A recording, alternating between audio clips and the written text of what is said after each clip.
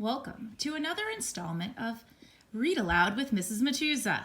Today we're going to read another chapter from Mr. Popper's Penguins, and we have a couple special guests today in the audience.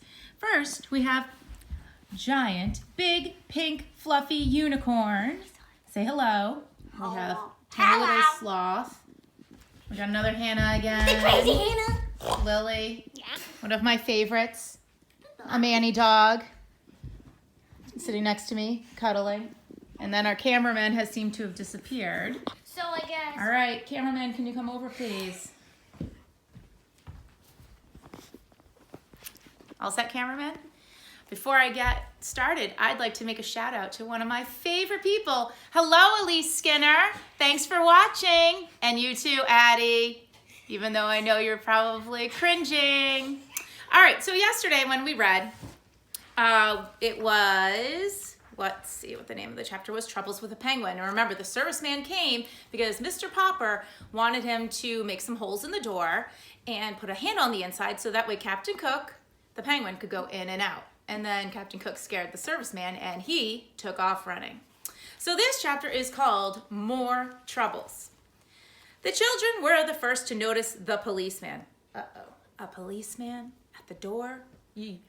Look, Papa, said Bill, there's a policeman at the back door. Is he going to arrest you?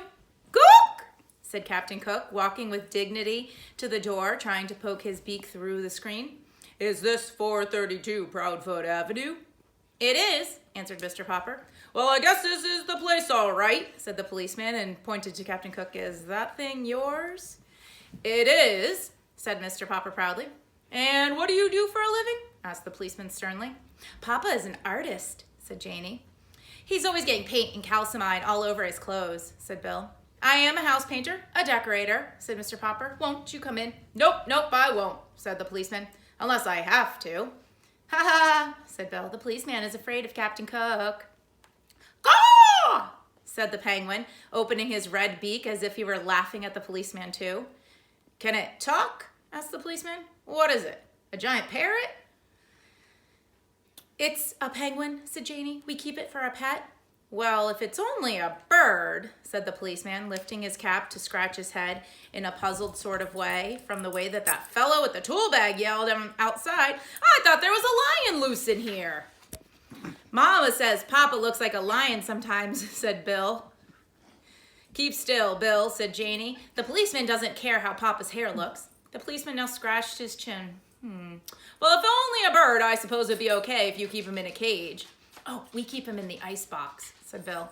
Oh, well, you can keep him in the icebox for all I care. What kind of bird did you say it was? Said the policeman. A penguin, said Mr. Popper. And by the way, I might want to take him for a walk. Would it be okay if I keep him on a leash? Well, I'll tell you, said the policeman. Honestly, I don't know what the municipal ordinance is about penguins, or with or without a leash on public streets. I'll ask my sergeant. Maybe I ought to get a license for him, suggested Mr. Popper. Well, he's certainly big enough for a license, said the policeman. I'll tell you what, you call up City Hall and you ask them what the ruling about penguins is. And good luck to you, Popper. He's kind of a cute fella. At that, looks almost human. Good day to you, Popper, and good day to you, Mr. Penguin. When Mr. Popper telephoned City Hall to see about a license for Captain Cook, the penguin did his best to disconnect the telephone by biting the green cord.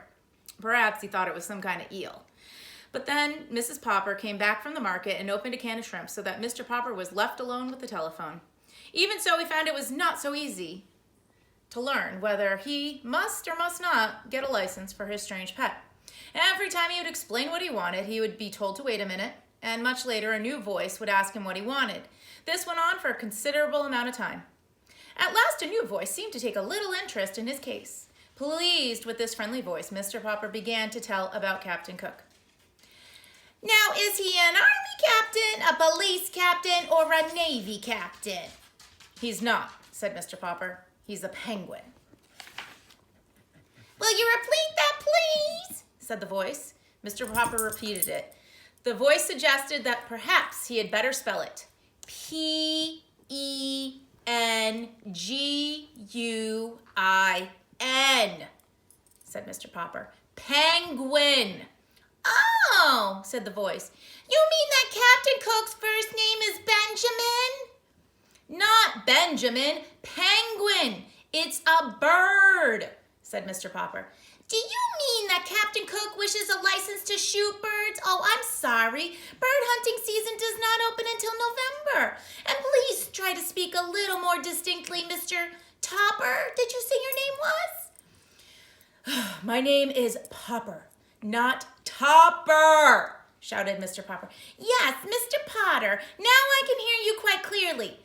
Then listen, roared Mr. Popper, now completely outraged. If you folks at City Hall don't even know what penguins are, I guess you don't have any rules about saying whether they have to be licensed. So I will do without a license for Captain Cook. Just a minute, Mr. Popwell. Our own Mr. Treadbottom from the Bureau of Navigation of Lakes, Rivers, Ponds, and Streams just came in. I'll let him speak to you personally. Perhaps he knows this Benjamin Cook of yours. And in a moment, a new voice was speaking to Mr. Popper. Good morning. This is the Automobile License Bureau. Do you have the same car as last year? And if so, what was the license number? Mr. Popper had been switched over to the county building. He decided to hang up. And there's a picture of the penguin. So that's the end of our chapter. The next chapter is called Captain Cook Builds a Nest. I wonder why he might need to build a nest. Anyone have any ideas? Oh no, well, we'll have to see what happens next. Till next time, boys and girls. Toodaloo.